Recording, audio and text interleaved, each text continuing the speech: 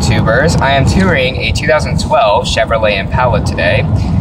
This is my mother's boyfriend's car, and I have to say this vehicle for cruising is good. However, the suspension on this thing is terrible.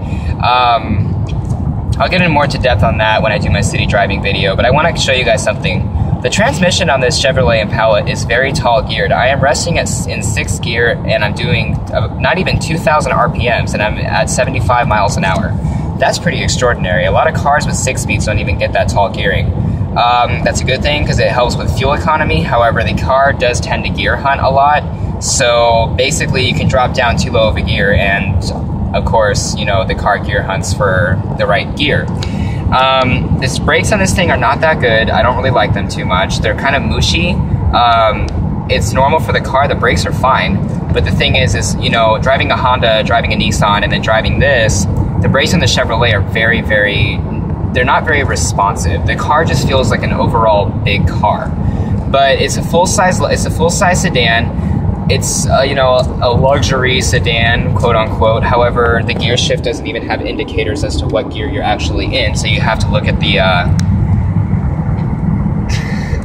dashboard.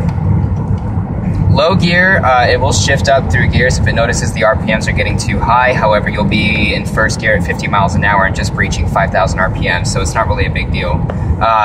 This transmission is still too tall geared for a 6-speed automatic. Good thing you didn't get the 4-speed, that would have driven me crazy. But it's not too bad of a car to drive. I mean, it's not the best, but it's not atrocious.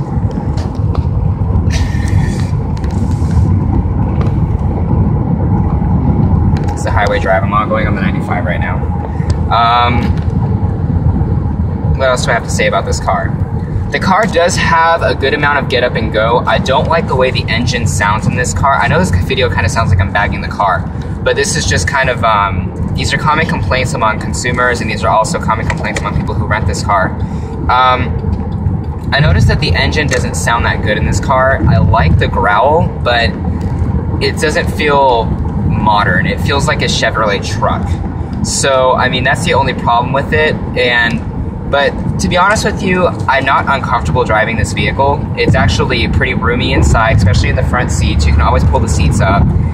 The e-brake is on the floor, and it's a really good cruiser car. If you like to cruise, this car is one of the best ways to go. The transmission is tall geared, so it keeps the engine RPMs low, therefore quiet.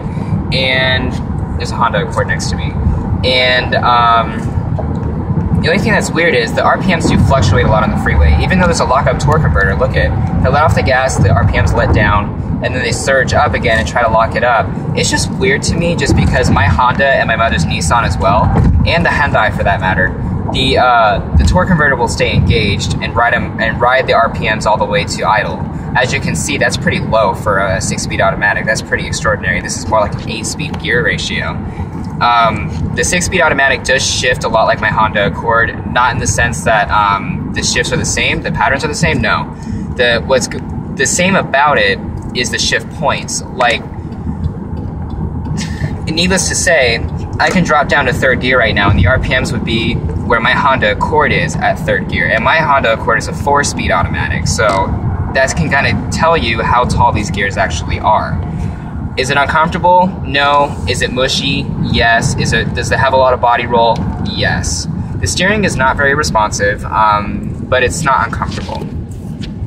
Now, if I were to go with the V8 Impala LTZ, I would get a 4-speed automatic. However, the transmission would die within 60,000 miles. So I guess it's a good thing we went with this option. Not too bad, though. Not too bad. The 2013 and 14 Impalas, I think the 2013 is the same as this one. Oh, see, that was a downshift right there. But the 2014 Impalas, I'm actually very impressed. I like the design. So it's just stuff like that. Right now we're resting in gear 5, and we're going to try to pass all these cars. Then I'm going to go ahead and cut this video off and then do a city tour, because then you'll get a relative idea of the shift points. I'm actually running out of room for this video.